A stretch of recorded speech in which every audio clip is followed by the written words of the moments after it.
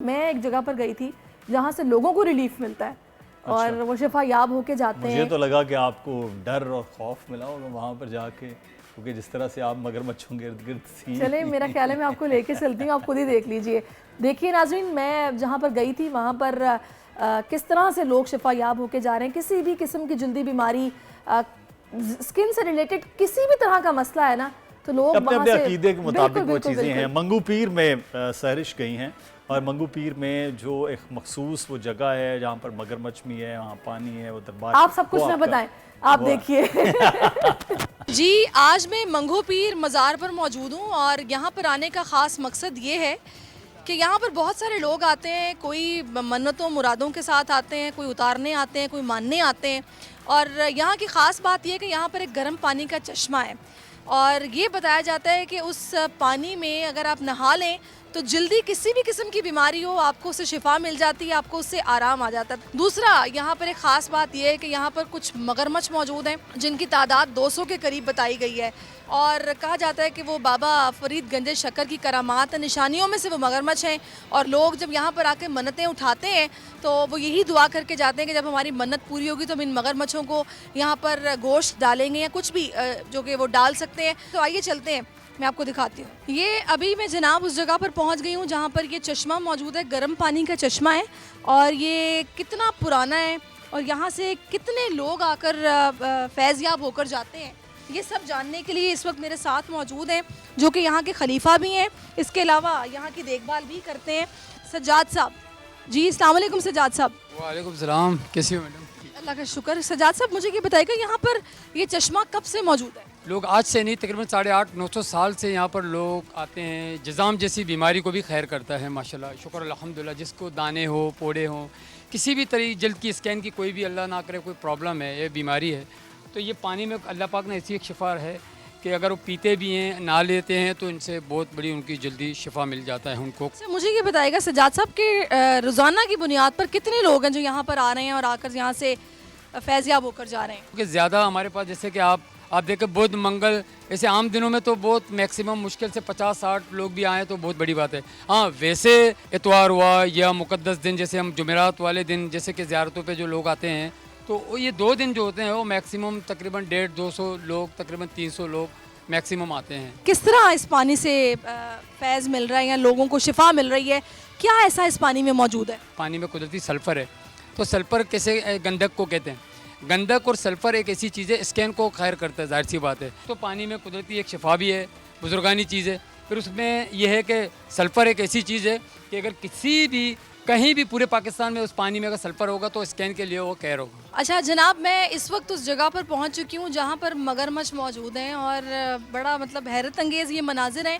आमतौर पर हम 1 या 2 मगरमच्छ देखते हैं, वो भी किसी आपको चिड़ियाघर में, ज़ू में नज़र आ जाते हैं जिनकी प्रॉपर देखभाल हो रही होती है।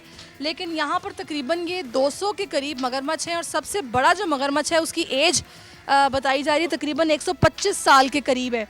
और यहाँ पर ये सज्जाद साहब जो कि इनका ख्याल करते हैं। सज्जाद साहब, मुझे ये बताएगा कि इनकी देखभाल यहाँ पे किस तरह हो रही है?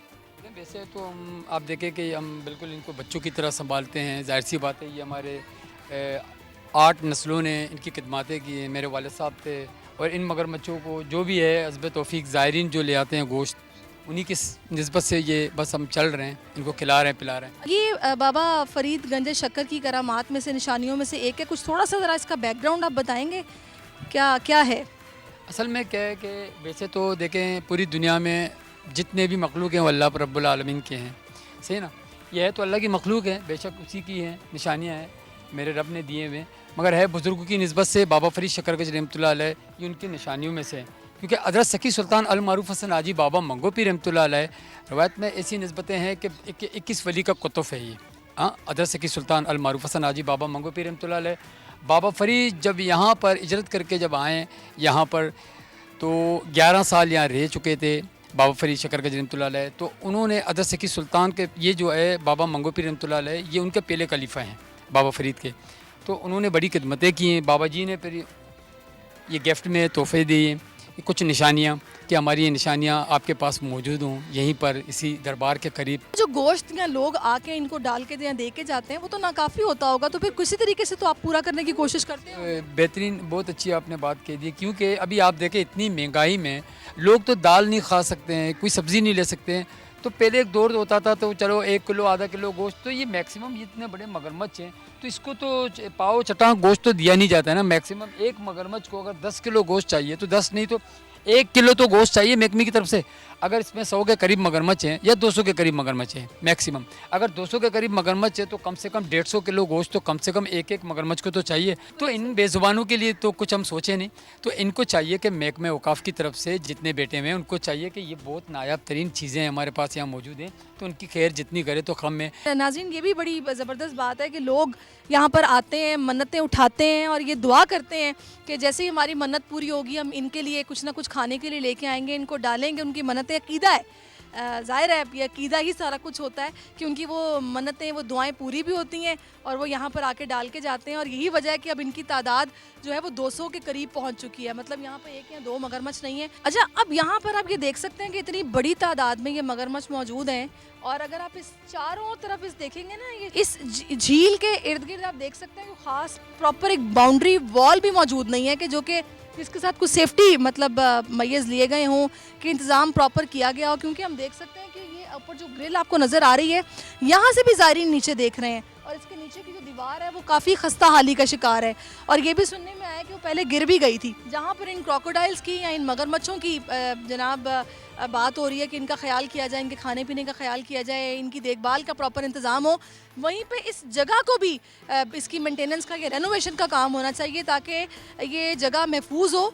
तो अभी आपने यहाँ पर ये सारी सूरत हाल देखी है और यहाँ पर आने का ख़ास मकसद यही था कि शिफा तो जहाँ कहीं से भी मिले, जब इंसान मुश्किल में होता है तो उस जगह पर पहुँचता है, अपने इलाज के लिए वहाँ पर पहुँचता है। तो यहाँ पर जल्दी बीमारी किसी भी किस्म की हो उसका इलाज यहाँ पर मौजूद है। गर्म पानी का चश्मा जिसमें लोग आकर नहाते हैं, मैंने आपको सूरत हाल यहाँ पर दिखाई भी है। तो यहाँ पर लोग मन्नतें उठाते हैं, वो मन्नतें पूरी भी होती हैं। इसके अलावा इलाज भी मौजूद है।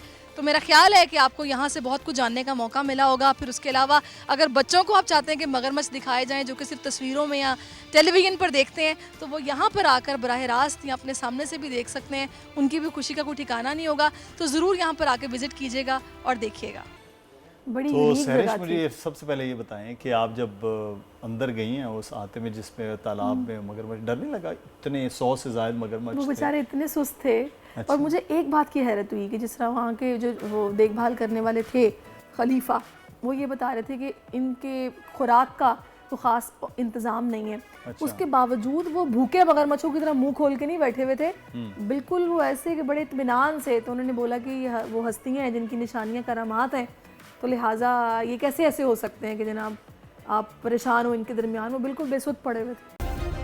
सब्सक्राइब करें और बेल दबाएं ताकि कोई खबर रह न जाए।